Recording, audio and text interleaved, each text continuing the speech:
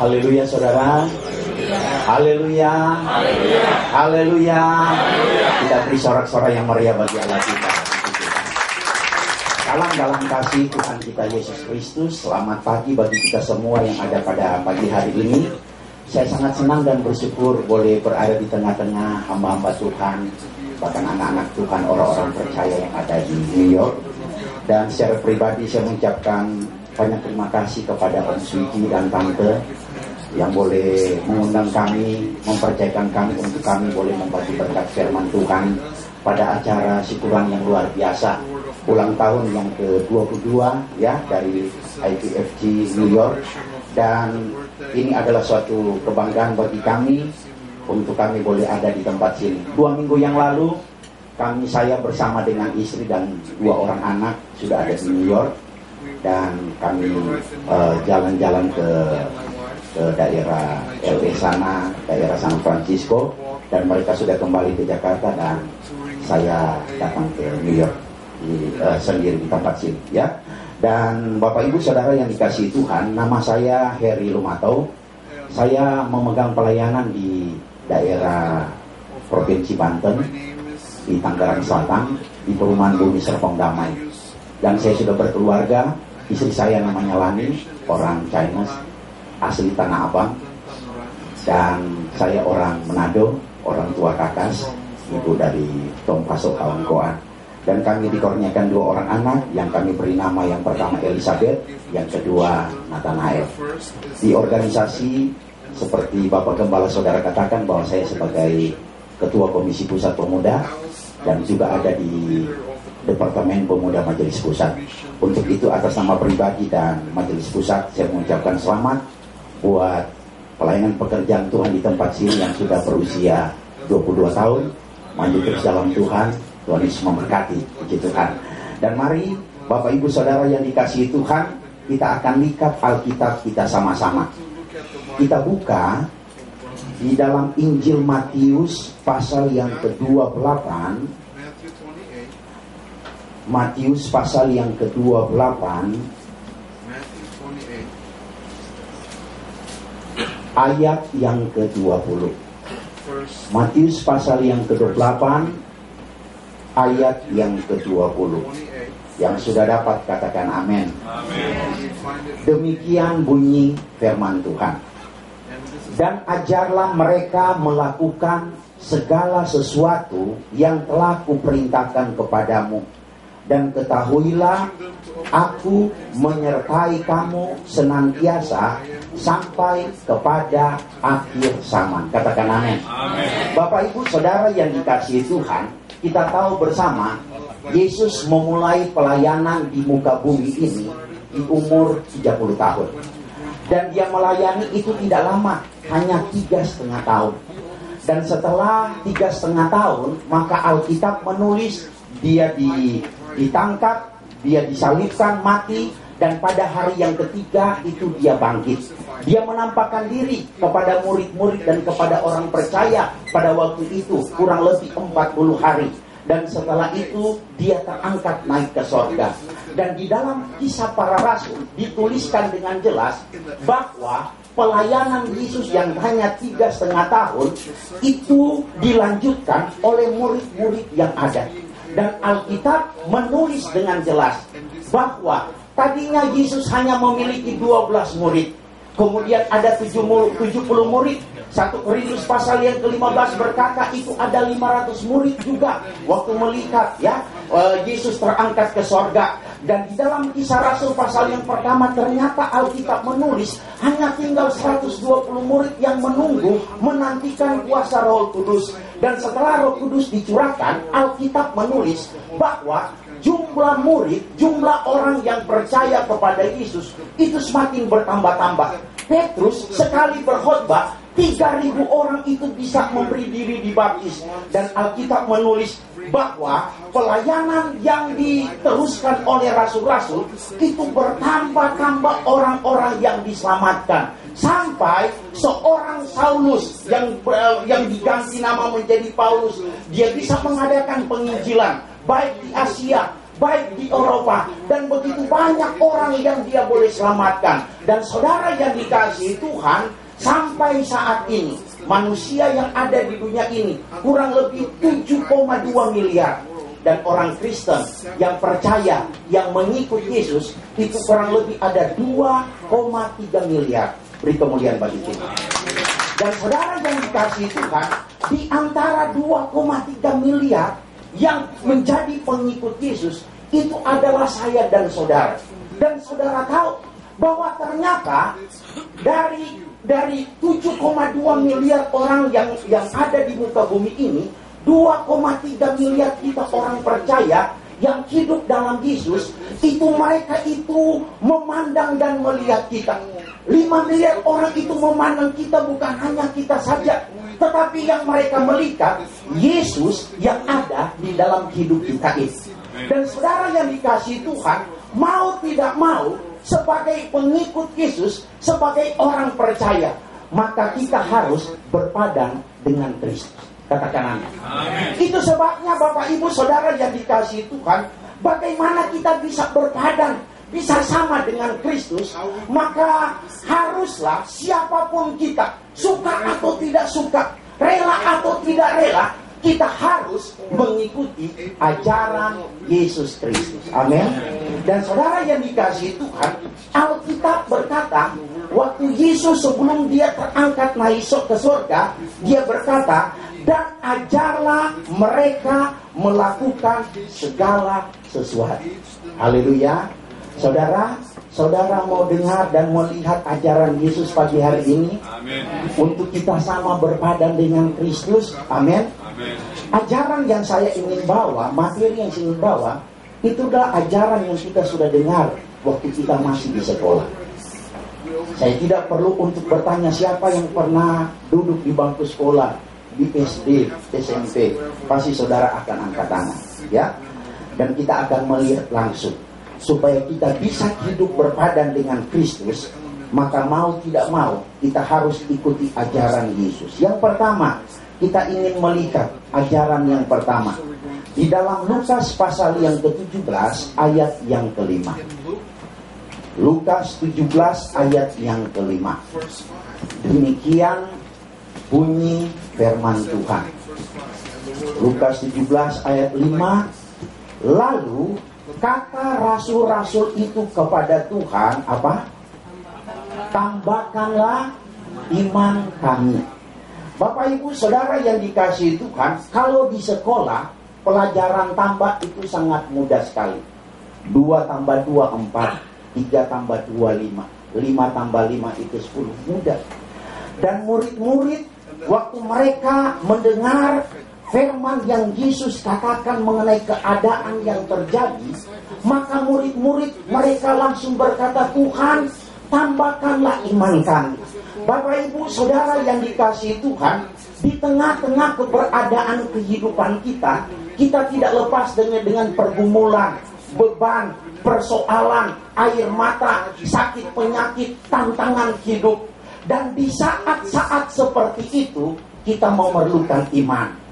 Itu sebabnya kenapa kita orang percaya tetap kuat walaupun ada persoalan, walaupun ada masalah, walaupun ada tantangan, walaupun ada sakit penyakit, tetapi kita tetap ada di jalan Tuhan karena kita memiliki iman yang luar biasa. Roma 10 ayat yang ke-17 berkata, iman timbul dari pendengaran firman Tuhan. Woi Bapak Ibu Saudara yang dikasihi Tuhan, kalau iman kita tidak kuat, maka kita akan terhilang. Berapa banyak orang di Indonesia sana setia melayani Tuhan, setia beribadah, di saat ada vonis dokter berkata bahwa dia sakit kanker, dia sakit yang akan menuju kepada kematian, maka ada orang yang berkata, hei, kalau mau sembuh pergi itu di gang lontar, ada itu bapak tua jenggot putih, ya, pakai baju putih. Kamu pergi ke situ bawa ayam putih, minum air putih, kamu sembuh, ya. Oh, berapa banyak anak-anak Tuhan yang sedang menghadapi keuangan.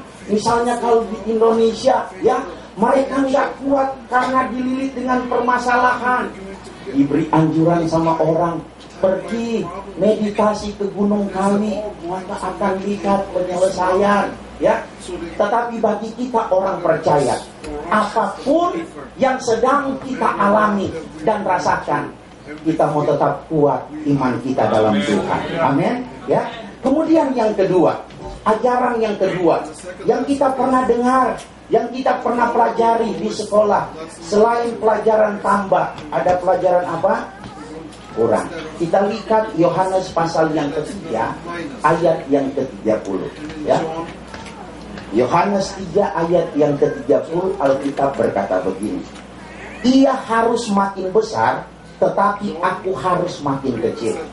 Di dalam ejaan lama, ya, Alkitab Bode itu dikatakan dia harus bertambah-tambah, aku harus makin apa?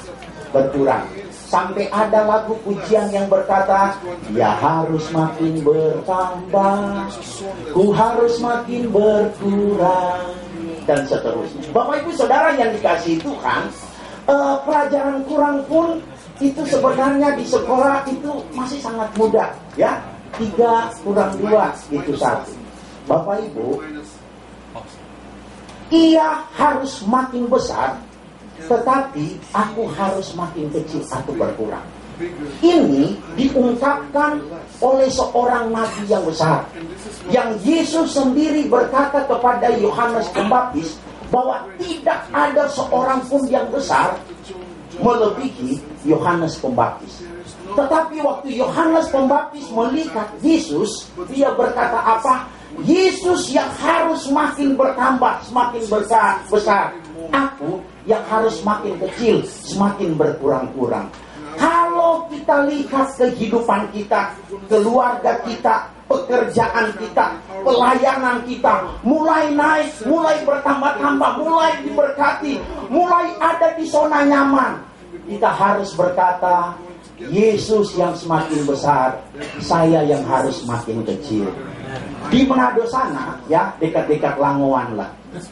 Kalau Bapak dapat di pasar, ya, itu ibu-ibu atau tuh om-om, bertanya begini, aduh, Tante Net dokter anak so di Amerika, so lulus sarjana, dapat kisah di Amerika, waduh, so kerja bagus di Amerika. Kalau Tante Net bukan anak Tuhan, dia akan berkata apa? Siapa dulu dong mamanya? Tapi kalau kita sebagai anak Tuhan dengar, aduh, Bro punya anak udah sukses, Bro punya suami sudah dapat jabatan baru, dapat pekerjaan baru, maka kita akan menjawab, puji Tuhan, semua karena Tuhan. Amin. Jadi Bapak Ibu Saudara yang dikasihi Tuhan, apapun yang ada dalam hidup kita, yang kita lihat mulai menambah, mulai bertambah besar, maka kita jangan lupa bahwa semua itu kepercayaan dari Tuhan. Dan kita mau berkata, Yesus, Engkaulah segala-galanya. Pelayanan pekerjaan Tuhan di tempat sini boleh ada sampai saat ini 22 tahun, dan jemaat masih banyak seperti ini. Bapak Gembala Ibu Rohani berkata, Yesus, Engkau yang semakin besar, Engkau yang bertambah-tambah, kami yang berkurang. Haleluya. Itu sebabnya Bapak Ibu Saudara yang dikasihi Tuhan, Yesus pun sendiri di dalam Filipi pasal yang kedua ayat 5, 6, 7, 8 berkata apa? Dia yang ada di sorga, ya, dia yang adalah Allah, dia rela merendahkan diri, menjadi hamba, jadi manusia, bahkan mati di atas kayu salib. Dia di sorga, ya, tetapi dia rela merendahkan dirinya. Siapa saya dan saudara? Yesus Tuhan, dia adalah sang pencipta. Karena Yohanes 1 ayat yang kedua, 3 berkata, segala sesuatu itu jadi karena dia. Tanpa dia tiada pun ya yang akan jadi. Dan kita ini hanya ciptaan, kita hanya debu tanah. Dan kalau kita boleh ada sampai saat ini, menikmati hidup ini, fasilitas yang Tuhan berikan, kita bisa makan, minum, ada tempat tidur, ada pekerjaan, ya. Semua kita berkata, Yesus, Engkau yang buat saya seperti ini. Amin. Amin, saudara. Kemudian yang ketiga, Yang ketiga, di pelajaran yang kita dapati di sekolah, selain tambah kurang ada apa saudara? Kali. Kita lihat Matius pasal yang ke-18 ayat yang ke-21. Matius pasal yang ke-18 ayat yang ke-21. Kemudian datanglah Petrus dan berkata kepada Yesus, Tuhan, sampai berapa kali aku harus mengampuni saudaraku jika ia berbuat dosa terhadap aku? Sampai 7 kali? Ayat 22. Ayat 22 Alkitab berkata, Yesus berkata kepadanya, bukan, aku berkata kepadamu, bukan sampai 7 kali, melainkan sampai 70 kali 7 kali. Katakan amin. Bapak Ibu, pelajaran kali mulai susah, ya. Kalau orang nggak belajar betul, itu 6 kali 8 dia kagak tahu, ya. Saya nggak usah mau coba mau tes, nggak usah, ya. Tapi kali itu mulai susah. Dan Petrus itu dia datang kepada Yesus. Lihat, Petrus ini orang Israel, orang Yahudi. Dia berkata bahwa Tuhan, kalau ada orang yang berbuat salah kepada saya, sampai berapa kali itu saya harus memberi maaf, beri ampun? Apakah sampai 7 kali? Standar Petrus untuk memberi maaf, mengampuni orang yang bersalah kepada dirinya berapa kali? 7 kali. Rata-rata orang Indonesia, apalagi itu dekat-dekat Langoan, itu sampai 3 kali. Ditanya, ya pernah nak liang anak adik? Aduh, so 3 kali dia bikin salah pergi. Kita kasih modal pada dia habis semua. Jadi sekarang dia mau jadi apa? Polisi mau tangkap pun kita nggak mau tahu. Karena so 3 kali. Dan kita menganggap bahwa 3 kali itu standar yang luar biasa. Kita beri kesempatan orang yang berbuat salah kepada kita. Tapi ternyata kita kalah sama Petrus. Petrus sampai 7 kali. Dan saudara yang dikasihi Tuhan, begitu bangga senang Petrus datang dan berkata, Tuhan, lihat saya sampai 7 kali. Tapi ternyata Yesus berkata, tidak Petrus, engkau salah. Ya, bukan sampai 7 kali, tapi 70 kali 7 kali. Dengan kata lain, Yesus ingin berkata bahwa kalau ada orang yang berbuat salah, untuk kita melepaskan pengampunan itu tidak ada batas. Katakan amin. Bapak Ibu, saya menikah tahun 97 dan pacar saya itu yang menjadi istri saya. Saya orang Nado, dia orang Chinese. Sudah melamar ini. Yang melamar saya waktu itu bahwa untuk melamar itu orang top, orang Nado waktu itu yang ada di Jakarta. Bapak Edwin Rondonowo, penyiar televisi, ya, wah, ini jago bicara, ya. Tapi kita sostel lebih dulu, Pak Om, kita di Manado ini nggak ada pohon kelapa, nggak ada pohon cingkih. Biasa kan kata orang Chinese itu kalau mau menikah itu harus bawa, ya adalah bawa sesuatu, apakah emas atau ini, ya. Tapi karena kita atur. Om bilang di Manado orang bicara itu bahwa cuma pesta aja, ya. Dan kalau mau biaya itu dua-dua tanggung biaya. Bapak Ibu, saudara tahu, waktu melamar itu diterima, saudara. Maka saya bersama dengan pacar saya itu kami cari gedung untuk tempat di mana kami bisa adakan resepsi. Kami undang pendeta, kue tar, segala macam, undangan jalan. 2 minggu sebelum acara hari H pernikahan kami, saya dapat undang pelayanan itu di Lengkong Kecil di Bandung. Kemudian saya pulang Senin, langsung pergi ke Tanah Abang. Waktu di Tanah Abang di rumah, saya lihat bahwa pacar saya itu dia punya mata bengkak, ya udah mata sipit lagi, lalu bengkak jadi udah nggak kelihatan, ya. Dia nangis, ya. Lalu saya berkata begini sama dia, Lani, kenapa kamu nangis? Lalu dia jawab begini, Her, tadi malam ada rapat keluarga, rapat besar, dan sudah diputuskan bahwa ternyata pernikahan kita itu batal. Aduh, ini wasik, ini udah orang Cina lalu batal, kita langsung Mbak Ojo. Undangan sudah jalan, pendeta sudah siap, gedung sudah siap. Kita tanya, kan, alasan apa sehingga acara pernikahan kita batal? Dia bilang alasannya ada dua. Saya katakan, coba saya mau dengar. Yang pertama dia bilang, orang tua sama kakak-kakak, karena dia paling bungsu, itu tidak setuju adiknya itu, anaknya itu menikah dengan saya sebagai hamba Tuhan. Karena pasti hamba Tuhan GPDI tidak ada jaminan untuk kata anak mereka bahagia. Saya renungkan, betul juga ya. Kan organisasi nggak kasih bulanan ya, kita merintis aja nggak dapat apa-apa. Saya masih terima, betul. Karena pendeta Pantekosta gajinya kata 30 hari. Baru saya katakan yang kedua, alasan apa sehingga kita punya pernikahan batal? Dia berkata karena saya orang Manado. Saya kata kenapa orang Manado lalu kita mau batal? Karena orang Manado katanya kalau makan satu hari bisa 5 kali. Dan itu makannya kata itu nggak bisa dibedakan. Itu makan pagi, makan siang, makan malam, itu nggak bisa dibedakan, sama banyak. Oh, saya bilang kok bisa sampai begitu? Iya, ya. Bapak Ibu Saudara yang dikasihi Tuhan, saya ingin katakan bahwa waktu mereka rapat untuk membatalkan pernikahan dan mengungkit dua hal mengenai saya hamba Tuhan dan orang Manado, itu sebenarnya secara pribadi, karena saya manusia, itu saya bisa marah, betul kan? Saya tersinggung, saudara. Dan saya datang kepada ibu mertua saya dan saya berkata, Tante, saya tetap mau nikah dengan anak kamu. Kamu bisa beri bahagia sama dia?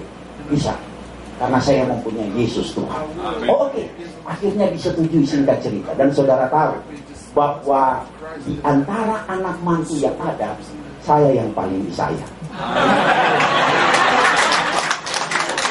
Bapak Ibu, setiap tahun saya 2 kali saya bawa anak mereka itu saya ke luar negeri. Pertama kali saya pergi ke Batam, saya beli tiket yang 250.000 nyebrang ke Johor, Singapura, ke Malaysia. Saya nyebrang ke Singapura. Maka waktu orang-orang tanya, Encim, lari kemana? Oh, suaminya ada ajak ke luar negeri. Itu mertua saya nggak tahu, padahal dari Batam cuma nyebrang naik ferry.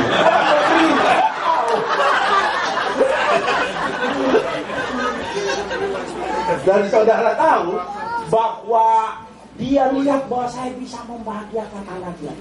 Kami rumah itu berdekatan. Mereka tinggal di BSD dan berdekatan. Tapi sampai saat ini tidak pernah saya mengetok pagar untuk minta sarapan pagi, untuk minta smokol, atau makan siang atau malam. Tidak pernah. Bahkan ibu mertua saya tahu bahwa dalam seminggu itu 5 kali, ya 5 hari itu kami makan di luar. Ya, saya punya pengerja 4 laki di gereja. Ada orang Manado, orang Minahasa, Tondano, orang Sangir, pokoknya jago-jago makan. Itu dalam 5 hari. Sehabis ibadah atau punya saya sudah lihat jam makan, maka saya akan berkata kepada pengerja, kepada istri saya, Ma, Ica, Nael, semua pekerja, ayo kita keluar. Saya lihat ada mie tek-tek, abang-abang, saya panggil, Bang, Mas sini. Ma, Pak, cepat keluar semua, anak-anak. Pilih mau makan apa? Oh, nasi goreng, pitiu goreng, goceng 5.000. Makan di luar.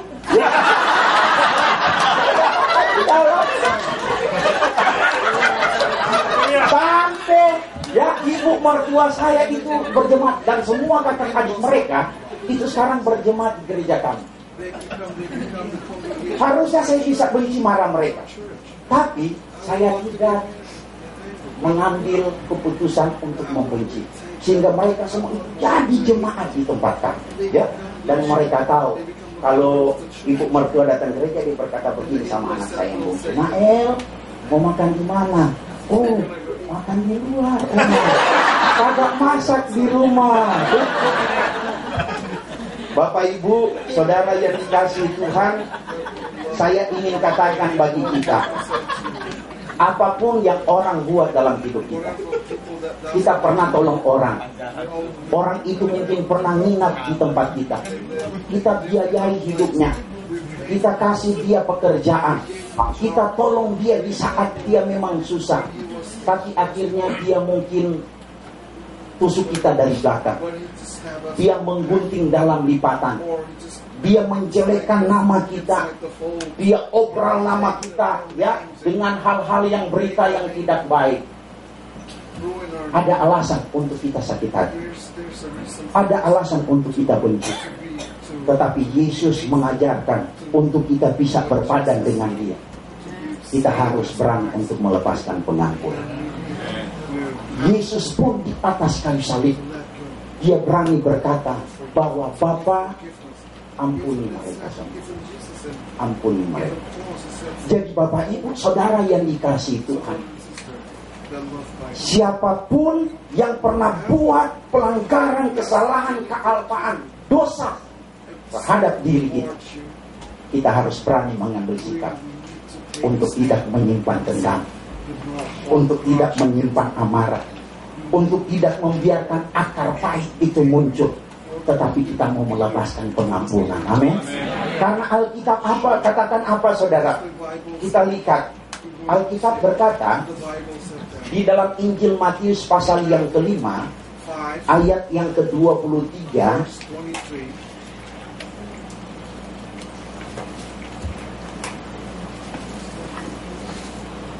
dan ayat yang ke-24, demikian bunyi firman Tuhan. Sebab itu jika engkau mempersembahkan persembahan di atas mezbah, dan engkau teringat akan sesuatu yang ada dalam hati saudaramu terhadap engkau, tinggalkanlah persembahanmu di depan mezbah itu, dan pergilah apa? Berdamai dahulu dengan saudaramu, lalu kembali untuk mempersembahkan persembahanmu itu. Haleluya, ya. Kemudian kita lihat lagi apa yang Alkitab katakan, ya, di dalam Injil Matius pasal yang ke-6 ayat yang ke-12. Matius 6 ayat yang ke-12, Alkitab berkata begini, dan ampunilah kami akan kesalahan kami, seperti kami juga mengampuni apa? Orang yang bersalah kepada kami. Perhatikan ayat yang ke-14. Karena jikalau kamu mengampuni apa? Kesalahan orang, Bapamu juga di sorga akan mengampuni kamu juga. Tetapi jikalau kamu tidak mengampuni orang, Bapamu juga tidak akan apa? Mengampuni kesalahanmu. Katakan amin saudara. Hei Bapak Ibu, lihat ini firman Tuhan. Ini Yesus sendiri yang berkata bahwa kalau kita mengampuni salah orang, Dia pun akan mengampuni kita punya kekurangan kesalahan. Amin. Tetapi kalau kita tidak mengampuni salah orang, maka firman Tuhan berkata Bapa juga di surga tidak akan mengampuni kita. Kita bisa menjadi worship leader yang top, kita bisa menjadi pemain musik yang luar biasa, kita bisa menjadi jemaat Tuhan yang setia. Tetapi kalau kita masih simpan dendam, simpan kemarahan, bahkan kebencian akar pahit, semua pelayanan kesetiaan kita sia-sia. Karena apa? Bapa tidak mengampuni kita. Siapa kita saudara? Amin.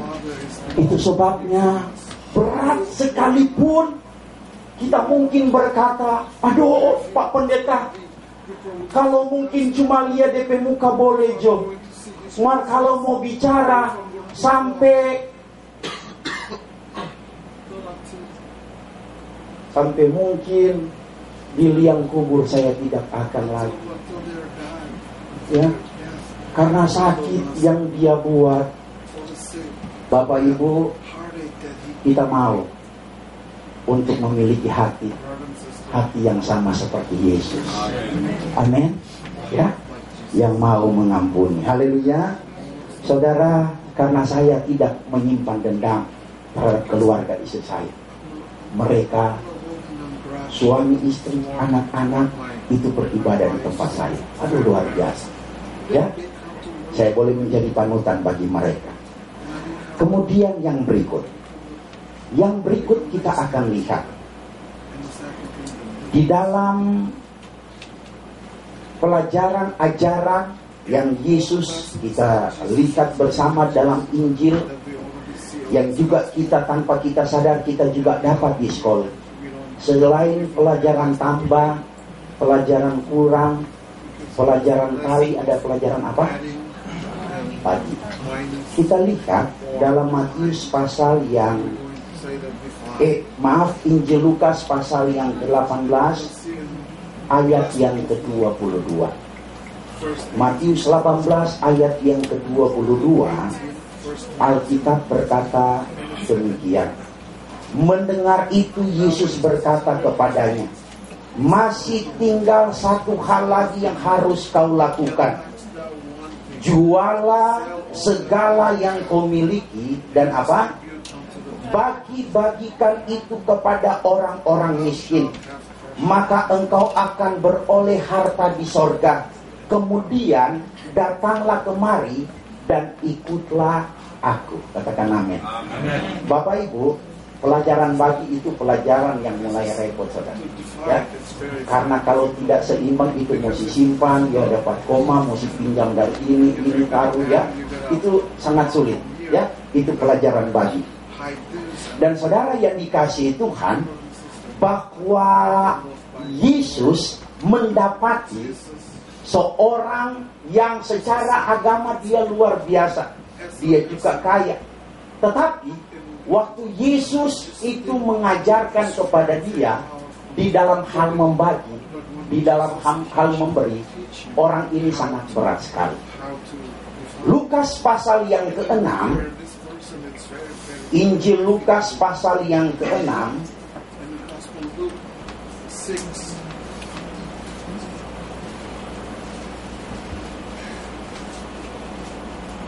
ayat yang ke-38. Lukas 6 ayat yang ke-38, Alkitab berkata begini. Berilah dan kamu akan diberi. Suatu takaran yang baik, yang dipadatkan, yang digoncang dan yang ditumpah keluar, akan dicurahkan ke dalam ribaanmu.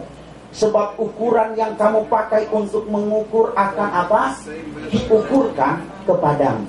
Bapak Ibu, hidup kekristenan, hidup yang tidak bisa lepas di dalam hal membagi atau memberi. Katakan amin. Dari perjanjian lama sampai dengan perjanjian baru, itu Alkitab sudah mengatur begitu rupa. Seperti dalam perjanjian lama, bahwa orang yang datang ke rumah Tuhan gak boleh datang dengan tangan yang kosong. Manakala didapati bahwa orang itu pribadi atau keluarga itu tidak mampu, maka mereka itu diberi untuk mereka itu bisa membawa burung. Ya, kalau dia menengah, maka dikasih kesempatan untuk dia bisa membawa kambing domba. Tetapi kalau dia orang yang kaya, maka mereka tidak bisa bawa burung atau kambing domba, tetapi mereka harus membawa apa? Lembu. Bahkan sampai di dalam pelayanan Yesus, Yesus pun belum pernah Om Swiji di mimbar begini loh. Persembahan dijalankan kan baru dia lihat. Belum pernah kayaknya. Ya. Tapi Yesus pernah di dalam ini. Dia melihat dan dia dapat itu janda yang memberikan yang sisa pada dia. Bapak Ibu Saudara yang dikasihi Tuhan, Alkitab berkata, Lukas pasal yang ke-6, ukuran yang kita pakai untuk memberi itu diukurkan kepada kita. Kita nggak bisa main-main dengan Yesus. Dia orang Yahudi. Dia perhitungannya minta ampun sekali. Ya? Jadi dia tahu keberadaan hidup kita. Karena Galatia pasal yang ke-6 ayat 6 berkata bahwa kalau kita tabur sedikit, kita tuai sedikit. Kita tabur banyak, kita tuai banyak. Katakan amin, saudara. Bapak Ibu, Tahun 2009 saya selesai pembangunan gereja. Dan saya meninggalkan ada gereja yang lama di samping, ukuran 6 kali 20. Saya bangun baru di samping itu 9 seperempat kali 20 tambah balkon. Dan saya tinggal itu di atas gereja lama. Karena gereja baru itu ada balkon, jadi tinggi sejajar dengan gereja lama, tapi ada pastori di atas. Setelah peresmian yang diresmikan oleh waktu itu ketua umumnya Bapak Pendeta Ahmade, maka kami itu ada rapat majelis, itu rapat majelis tahunan Januari. Untuk kami tahu itu Natal kami bulan Desember itu tanggal berapa, itu kami sudah tahu di Januari. Itu dia punya dana biaya, itu kami sudah tahu di Januari. Tapi untuk mengawal program setahun itu, per 3 bulan kami itu rapat gembala dan majelis untuk tanya ke wadah-wadah yang program 3 bulan ini sudah jalan belum, kalau belum apa kendalanya, ya kami bicarakan. Triwulan yang pertama jatuh di bulan April, maka rapat majelis. Kemudian dari wadah sekolah minggu mereka itu berdiri dan berkata, Bapak Gembala, para bapak-bapak majelis, kami dari wadah sekolah minggu, kami ingin katakan bahwa ruangan di sebelah, ya, itu untuk kami mengadakan anak-anak sekolah minggu itu tidak cukup lagi. Karena kami harus bagi 4 kelas, itu ruangan yang ada nggak cukup. Kalau balita disuruh teriak bahwa haleluya, kemudian di tengah berkata shalom, kemudian di belakang katakan apa kabar, maka sama-sama itu haleluya shalom, apa kabar, bergerak shalom, ya, karena nggak ada sekat. Itu sebabnya kami memerlukan ruangan kelas. Itu tanah gereja saya cuma 500 meter persegi, ya, sudah full dengan bangunan. Mau kemana lagi? Nggak mungkin mau beli tanah, karena tanah di BSD kan 12 sampai 15 juta per meter.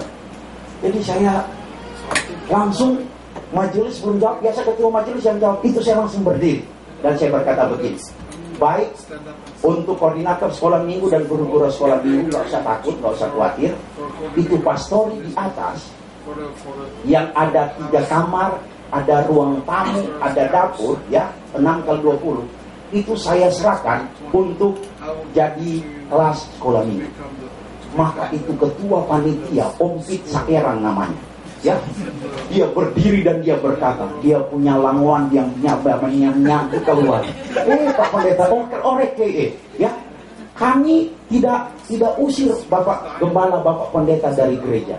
Lalu saya katakan begini, Om Pit membenar, saya yang mau keluar. Biar itu ruangan itu saya serahkan kepada anak-anak sekolah minggu jadi kelas. Mulai resah ini majelis. Om mau tinggal di mana? Saya katakan tenang aja, karena saya berpikir tahun 2009 itu saya ada Innova sama Avanza. Itu saya berpikir saya jual, saya bisa DP itu untuk ambil rumah kecil. Saya berpikir seperti itu, ya. Dan saya katakan kasih waktu untuk saya keluar. Itu hari Minggu terjadi. Hari Senin saya biasa, hari Senin itu kita itu hamba Tuhan itu nggak ada ibadah, kita biasa kadang main bulu tangkis atau keluar. Saya sama istri itu pergi ke mall, ya, nggak makan di luar abang-abang, kita makan di mall, ya. Dapat telepon dari mantan jemaat yang sudah hilang 3,5 tahun, namanya Pak Budi bersama Ibu Mel. Saudara nanti cek di BSD namanya. Sekarang dia jadi bendahara majelis bendahara gereja saya. Dia telepon dan berkata, kami ingin ketemu. Dan saya katakan oke, nanti ketemu aja di atas jam 8 malam. Datang mereka, saudara. Datang bawa amplop kuning, ya, yang biasa isi surat. Mereka datang, mereka duduk dan berkata begini sama saya, Om, Tante, kami itu mau kembali untuk bergereja di tempat sini. Saya katakan, wah, welcome, silakan, ya, karena gereja ini untuk siapa saja boleh datang. Iya, selama kami keluar itu kami minta maaf karena dipercayakan jadi sekretaris gereja kok kami hilang, ya. Dan saudara tahu apa penyebab mereka itu kembali ke gereja? Hampir setahun, ya, setahun terakhir sebelum mereka kembali, itu istrinya nggak bisa tidur malam. Dia takut itu kalau dia tidur dia nggak bangun lagi, maksudnya mati. Jadi ketakutan dia. Sampai ada suara yang berkata, kenapa kamu waktu bergereja di tempat kami itu yang lalu nggak pernah berbuat sesuatu. Itu terus bisikan terus. Dia orang kaya, dia sudah pergi ke profesor segala macam rumah sakit internasional yang ada di Jakarta. Dan dia bersyukur istrinya itu nggak sampai gila dan telanjang lari di luar jalan, kata suami. Singkat cerita mereka berkata begini, Om, Tante, selama kami keluar 3,5 tahun, itu kami cuma sekali-sekali pergi ke gereja Protestan. Dan kami merasa bahwa tempat kami di sini. Kami berutang sama Tuhan yang harusnya Bapak Gembala terima, itu kurang lebih 1 M. Gak ada haleluya, saudara. Aduh, orang Langon dapat 1 miliar. Aduh, memang ya. Itu omongin atau segala macam itu dia undang ya. Saya aja sampai kaget, saudara. Karena ternyata dia langsung bawa itu uang dan dia berkata begini, Om, ini ada hampir 100 juta. Kalau Om mau, besok saya ke bank, saya akan lunasi utang saya kepada Tuhan yang Om harus. Saya berkata, aduh Pak Budi minta maaf, saya nggak bisa terima ini uang. Karena Bapak itu nggak ibadah di tempat kami. Jadi saya nggak bisa terima. Kemudian dialihkan, kalau begitu kan ini bangunan gereja baru selesai. Mungkin ada utang di toko bangunan, toko material. Ya kami lunasi. Saya katakan waktu peresmian itu lunas. Ya, semua nggak ada utang, nggak tersisa utang. Jadi Om, untuk apa ini utang saya ini kepada Tuhan? Hari Minggu kemarin saya baru ingat, waduh, saya harus check out nih dari pastor ini. Maka dengan kekuatan dan keberanian yang dibangkitkan, suara saya langsung berubah. Pak Budi, saya nggak perlu uang Bapak, tapi saya perlu rumah pastor. Dia langsung loncat dan berkata, Om mau pilih di mana? Ya, mau tanah kosong saya bayar. Om mau rumah ini, tapi saya punya rumah Om pilih aja. Saya baru tahu di DCD punya rumah itu ada 12. Ya, tinggal pilih mau di mana. Tapi Om heran untuk ketua panitia, saya ingat dia berkata, Om kalau mau keluar tidak di luar, jangan jauh-jauh dari gereja. Maka saya berkata begini saja, Pak, saya mau rumah yang dekat gereja. Dia berkata, Mah, hanya di depan gereja sini, itu tahun 2006, kita ada beli rumah situ. Iya, itu kurang lebih 450 juta waktu 2006. Sekarang saya bangun, orang udah tawar 2,5 M, saudara. Ya, Ibu Vivi sudah pernah tidur, sudah lihat. Ya, ini udah saksi tidur. Ya, saya nggak cerita kecap ini. Ibu Vivi udah nginap, kamar AC, dalam dan beta, pokoknya lengkap ya di lantai 2 Ibu Vivi. Ya, Bapak Ibu, dia berkata begini, bahwa itu ada yang kami beli Om itu 450 juta. Om lihat aja, kalau Om rasa cocok, rasa pas, bilang sama saya. Saya katakan, Pak Budi, sudah. Saya belum pernah lihat itu. Saya katakan, sudah cocok itu, pas itu. Karena kami di sekolah Alkitab diajarkan siapapun yang kasih berkat, kita harus terima.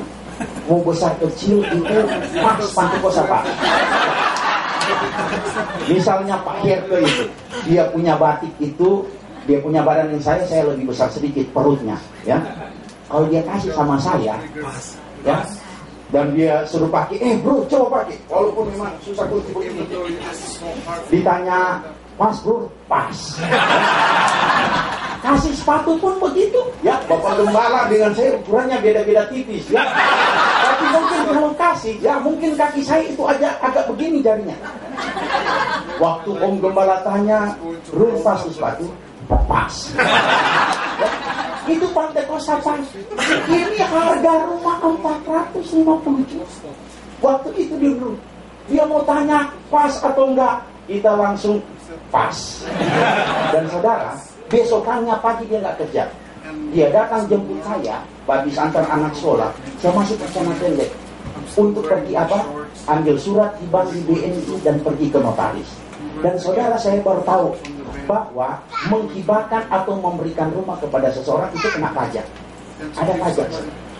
Pajak itu hampir 30 juta. Dia bayar, saudara. Dan waktu mau tanda tangan, itu notaris berkata begini, Pak Budi, apakah pembayaran keuangan sudah selesai. Itu Pak Budi berkata begini, oh Pak, kami nggak ada transaksi, nggak ada uang-uang, ini saya beri ini, kasih ini untuk, dia nggak bilang pendeta, untuk Pak Eri. Itu notaris ada duduk manis, dia berdiri. Dan dia berkata, Pak Budi, mungkin Bapak Budi sama Ibu Mary kena hipnotis. Hampir tersinggung saya. Dia bilang nggak mungkin tahun 2009-2010 orang mau kasih rumah di BSD, tanah lagi naik, rumah lagi naik, nggak mungkin. Dia sampai coba, Pak Budi ini angka berapa Pak? Di depan saya sudah, Pak Budi bilang angka 5, si Mary ini angka berapa? Angka 2. Oh nggak kena hipnotis ya? Ya. Saudara, mereka kasih dan akhirnya itu dihibahkan jadi nama saya. Dan saya ingin katakan Bapak Ibu Saudara yang dikasih Tuhan, di dalam pelayanan pekerjaan Tuhan sampai saat ini saya tidak stop, tidak berhenti untuk saya menabur, untuk saya membagi. Bapak Ibu Saudara yang dikasih Tuhan, pelayanan pekerjaan Tuhan 22 tahun bisa ada sampai saat ini karena ada jiwa-jiwa jemaat Tuhan yang senang untuk membagi. Hidup orang percaya yang suka memberi, membagi, itu diperhitungkan oleh Tuhan.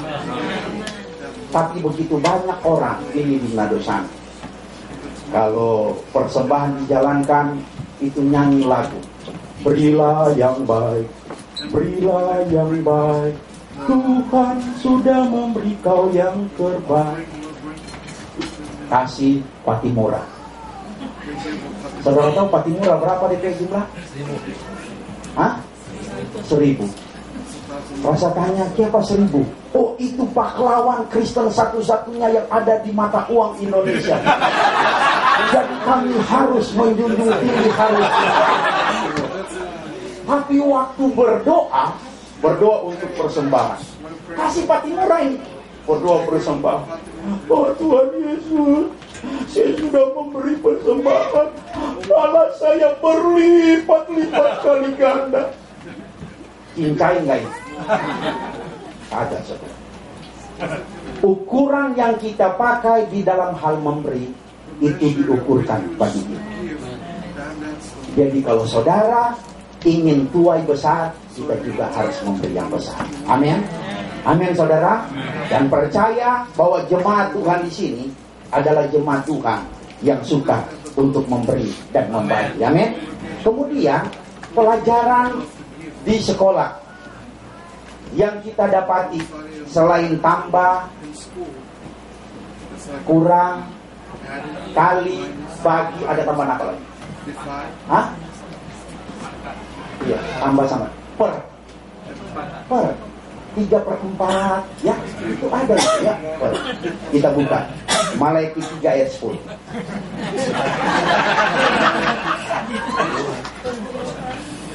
Saya cuma buka Alkitab yang ada di Alkitab, ya. Pelajaran sekolah yang ada juga ternyata di Alkitab, ya. Maleakhi 3 ayat 10. Saudara lihat baik-baik, ya. 3/4, 6/8, ya. Di apa? Maleakhi 3 ayat 10 berkata begini. Bawalah seluruh persembahan apa?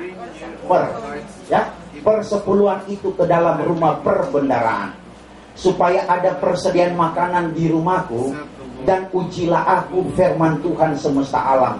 Apakah aku tidak membukakan bagimu tingkap-tingkap langit dan mencurahkan berkat kepadamu sampai apa? Berkelimpahan. Bapak Ibu, Yesus punya pengajaran. Kalau kita lihat di dalam Matius pasal yang ke-22, Matius 22 ayat yang ke-21, Alkitab berkata begini. Jawab mereka, gambar dan tulisan Kaisar.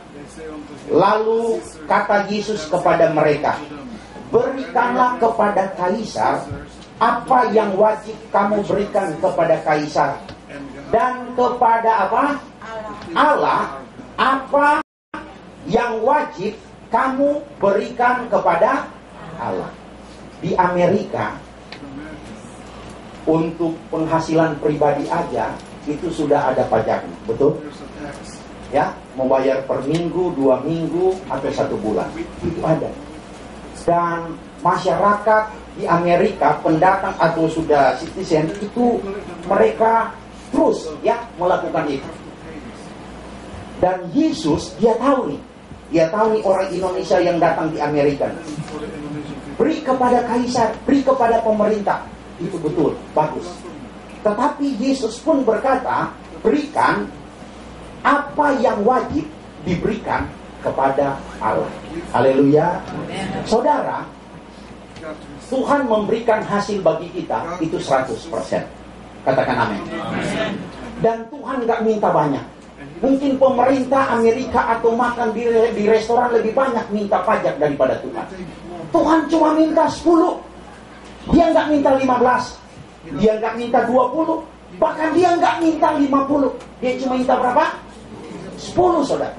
Maka yang ada pada kita itu masih ada 90.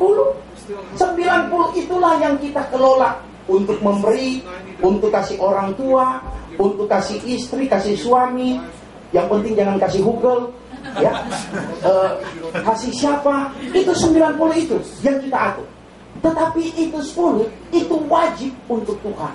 Dan Alkitab berkata, kalau kita mengembalikan perpuluhan, tingkap langit sorga dibukakan, berkat dicurahkan. Amin. Tuhan gak lihat itu jumlahnya, nilainya, tetapi Tuhan melihat bahwa kita betul memberikan milik Tuhan, perpuluhan. Saudara, beda ya. Kalau kita memberikan persembahan, maka apa yang kita tabur kita tuai. Kita beri sedikit, kita tuai juga sedikit. Tapi kalau perpuluhan, tingkap langit sorga dibukakan, berkat dicurahkan. Haleluya. Saudara, saya punya jemaat, seorang ibu yang setiap dia punya pekerjaan itu dia ikut pameran dan menjual itu dompet yang ada merek, saya nggak tahu itu KW atau apa ya, polpen juga, dan itu mahal-mahal. Dan dimanapun dia buka, misalnya di JCC, ya di Senayan, dia buka di mall mana yang besar, maka itu pemainnya, pesertanya kan mereka juga. Dan dimanapun dia buka pameran, itu laris manis. Banyak sekali orang belanja. Sampai orang berkata bahwa, ibu, kenapa ibu bisa rame terus buka pameran dimanapun? Dia berkata bahwa dia punya Yesus dan dia setia untuk mengembalikan perpuluhan. Dan suatu saat, ini kesaksian ini, bahwa waktu buka pameran pagi-pagi, maka ada seorang ibu dari stand sini pergi ke stand dia, lalu dia ambil duit dia, lalu dia lemparkan ke stand dia begitu. Supaya maksudnya itu rezeki, itu berkat, katanya pindah di tempat ini orang. Tapi nggak mempan, saudara. Tetapi ibu ini laris manis. Ya. Bapak Ibu, saya merintis pelayanan pekerjaan itu dari nol. Sekali lagi Ibu Bibi sudah saksikan pelayanan kami, dan sekarang semakin maju. Ya. Kami dari nol, dari biasa, ya. Kemudian jemaat bertambah-tambah. Saya jadi saksi hidup itu jemaat yang jalan kaki, ya, yang naik sepeda ontel, naik sepeda motor, dan saat ini mereka itu punya ekonomi melebihi di atas rata-rata jemaat yang lain. Karena apa? Tahu mengembalikan milik Tuhan. Di komisi pusat ada komisi pusat yang namanya Pergrup, yaitu pengusaha-pengusaha. Dia punya sekretaris pengusaha itu jemaat saya. Namanya orang Batak, Bapak James Pangabea. Itu asal usulnya apa, datang gereja saya, sopir angkot. Sopir angkot. Dan sekarang jadi penyanyi sukses. Waduh, setia, dia penyanyi setia, main musik, WL ya, tapi dia setia mengembalikan milik Tuhan. Bapak Ibu, kalau saudara ingin hidup diberkati, dipelihara oleh Tuhan, mari kita mau melakukan, karena ini adalah perintah Tuhan. Katakan amin. Ya? Maka saudara akan melihat lumbung-lumbungmu, segala usahamu, pekerjaanmu akan diberkati oleh Tuhan. Amin. Puji Tuhan. Dan saya tidak panjang lebarkan akan kebenaran firman Tuhan. Karena pelajaran matematika di sekolah sudah nggak ada lagi pelajaran selain ini. Kalau ada juga, ya saya mau tambah, tapi sudah habis, ya. Puji Tuhan. Dan Bapak Ibu Saudara ini kasih Tuhan, mari saya undang kita bangkit berdiri. Pemain musik yang luar biasa, ya, boleh maju. Engkau ada bersamaku.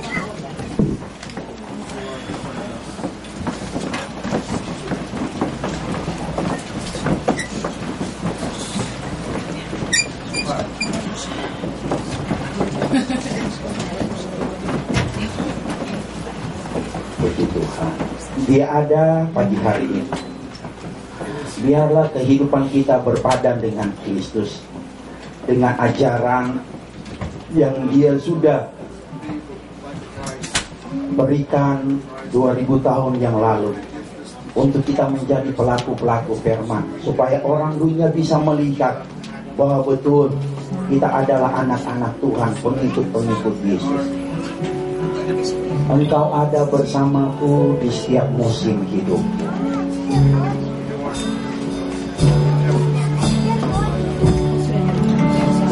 Bersamaku, haleluya, di setiap musim hidupku. Tak pernah kau biarkan sendiri.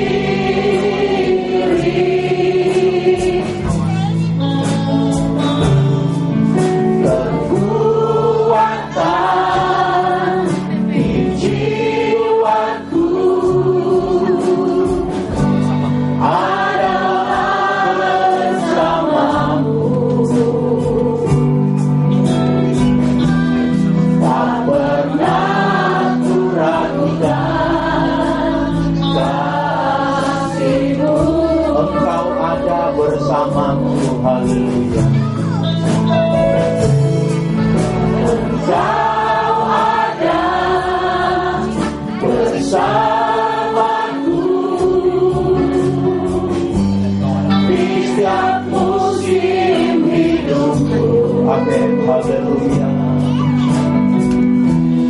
Tak pernah kau biarkan ku sendiri.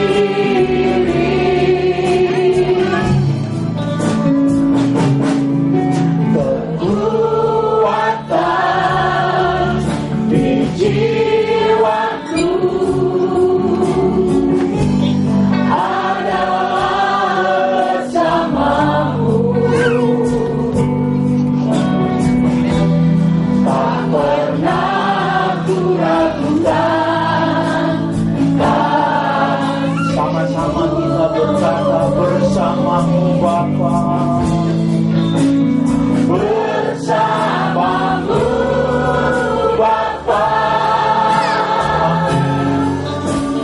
ku lewati semua perkenananmu yang teguhkan hatiku. Engkau yang setia memberi pertolongan,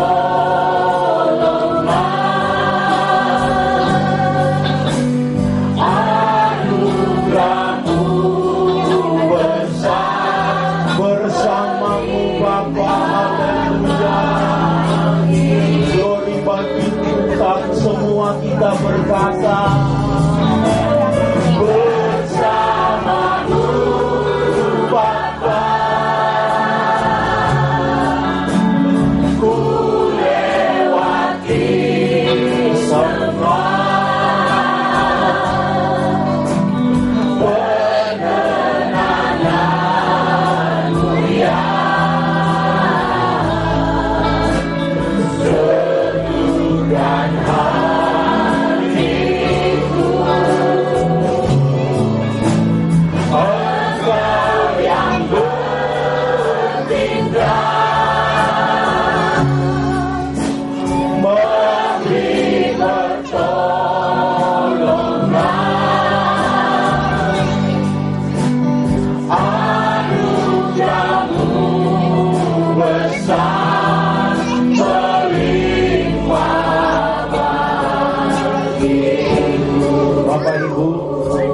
musik alunkan lagu ini. Kita tutup mata jasmani kita. Biar mata kata rasa lama-lama. Dia ada pagi hari ini. Kita bisa kong kali kong satu dengan yang lain. Kita bisa menutupi segala sesuatu kita terhadap orang lain. Tetapi kita memiliki Yesus Tuhan yang tahu sampai kedalaman hati kita. Mungkin ada yang datang pagi hari ini berkata, Tuhan, kenapa saya hidupnya begini terus? Tidak seperti orang lain, bisa sukses, bisa menikmati hidup dan lain sebagainya. Tuhan, kenapa terus ada masalah persoalan? Kenapa terus ada air mata? Dan saudara teriak, terlalu berat beban ini Tuhan. Atau apapun yang engkau sedang alami pagi hari ini, Tuhan tahu. Dia mau kita menjadi gereja Tuhan yang dewasa di akhir zaman. Itu sebabnya Dia mau pulihkan hidup kita dalam ibadah ulang tahun ke-22. Dia mau hati kita itu suci kudus. Dia mau kita menjadi anak-anak Tuhan yang turut dan senantiasa melakukan kebenaran firman Tuhan. Pagi hari ini saya tergerak untuk mendoakan siapa yang mau maju untuk didoakan secara pribadi. Dia boleh maju melangkahkan kakinya. Yakin mujizat Tuhan masih ada. Untuk dia nyatakan bagi hidupmu, bersamamu Bapa, bersamamu Bapa. Yang ingin didoakan, dia maju berdiri di depan. Lewati semua perkenangan Dia. Haleluya, glory bagi Tuhan. Amin, amin, amin. Engkau yang berikan,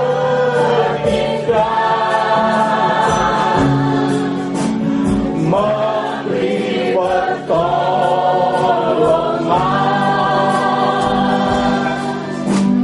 anugerah-Mu besar melimpah bagiku. Bapak Ibu, waktu kita di ruangan ini itu sangat singkat.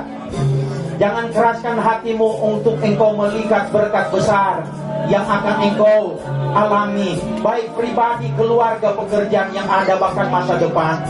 Jangan keraskan hatimu untuk Tuhan lawat pagi hari ini. Langkahkan kakimu dengan iman. Gak usah kita malu, gak usah kita mungkin merasa nanti orang tahu saya ada masalah. Yesus yang peduli dalam hidupmu, Yesus yang akan nyatakan mujizat. Mari langkahkan kakimu untuk datang supaya Dia boleh pulihkan hidupmu. Bersamamu Bapa, haleluya.